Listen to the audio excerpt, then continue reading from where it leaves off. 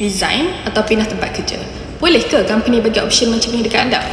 Dalam satu kes, ada 3 orang pekerja ni, mereka dah berkhidmat dengan sebuah syarikat antara 9 hingga 22 tahun. Tiba-tiba, syarikat maklumkan yang cawangan mereka telah diambil alih oleh sebuah syarikat sekutu.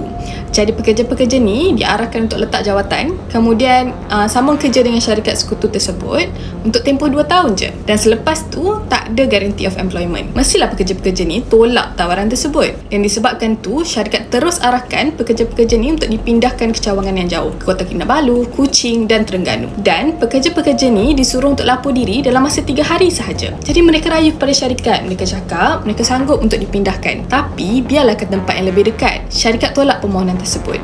Sebaliknya, syarikat keluarkan show cause letter untuk pekerja-pekerja ni tunjuk sebab kenapa mereka gagal untuk melapor diri dekat lokasi yang baru. Jadi pekerja-pekerja ni mereka bawa kes ke Mahkamah Perusahaan Industrial Court atas dasar constructive dismissal, dan court bersetuju di mana arahan pertukaran tu adalah tak munasabah dan dibuat dengan niat jahat. Tapi company tak berpuas hati, jadi mereka rayu ke Mahkamah Tinggi di mana Mahkamah Tinggi overturn keputusan Industrial Court. Kes ni tak berhenti dekat situ sebab pekerja-pekerja rayu ke Mahkamah Rayuan pula. Dan di Mahkamah Rayuan, Mahkamah bersetuju sebulat suara dengan pekerja-pekerja ni bahawa kontrak pekerjaan mereka sememangnya ada klausa pertukaran, tapi klausa tu terikat dengan syarat munasabah. Dan dalam kes ni, bila syarikat gagal untuk buktikan keperluan sebenar untuk pindahkan pekerja ke lokasi-lokasi yang jauh tu, dan bila syarikat sekutu pun tidak berjaya untuk tawarkan sebarang terma yang lebih baik, Mahkamah dapati ini bukannya pertukaran biasa. Ini adalah cara untuk paksa pekerja untuk keluar ataupun resign tanpa company perlu bayar pampasan. Dan lagi satu, dalam kes ni syarikat gagal untuk tunjukkan yang mereka dah pohon permit kerja untuk pekerja yang dipindahkan ke Sabah Sarawak. Maksudnya, kalau pekerja-pekerja ni ikut arahan dan lapor diri, mereka sebenarnya akan langgar undang-undang immigration. Jadi mahkamah dapati bahawa tindakan syarikat ni adalah constructive dismissal.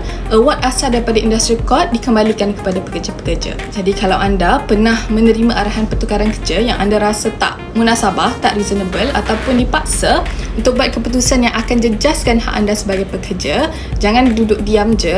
Dapatkan nasihat guaman sebelum anda buat apa-apa keputusan. Sejak 2016, we never fold. Built this house on strategy, watch the opposition break. Blueprint on the glass desk, every move that I make. Excellence, passion, precision.